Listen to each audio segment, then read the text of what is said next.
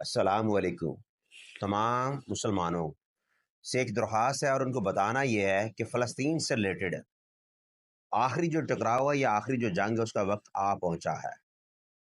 کیوں کہ آخری جو جنگ ہے وہ مسلمانوں اور یہودیوں کے درمیان ہونی ہے، اور اس کا پورا ایک انتظام ہو چکا ہوا ہے۔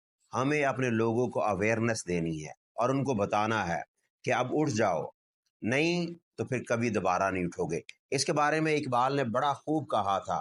میں اقبال کے صدقے جاؤں کہ اس نے آنے والے وقت کے بارے میں کیا خوب جملے کہے تھے کہ دنیا کو پھر مار کا روحو بدر پیش، تہذیب نے پھر اپنے درندوں کو ابارا ہے۔ اللہ کو وردی مومن پہ بھروسہ، ابلیس کو یورپ کی مشینوں کا سہارا۔ تو اب ہمیں اٹھنا پڑے گا، اپنے اسٹوڈنٹس کو بتانا پڑے گا کہ بیٹا آپ کون ہیں، آپ کا مقصد کیا ہے۔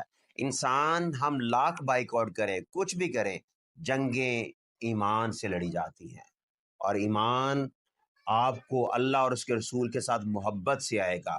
اگر دل کے اندر یہ محبت نہیں تو کچھ بھی نہیں۔ اقبال نے کیا خوب کہا تھا کہ محمد فاتون تو ہم تیرے ہیں، یہ جہاں چیز ہے کہ لوہو قلم تیرے ہیں۔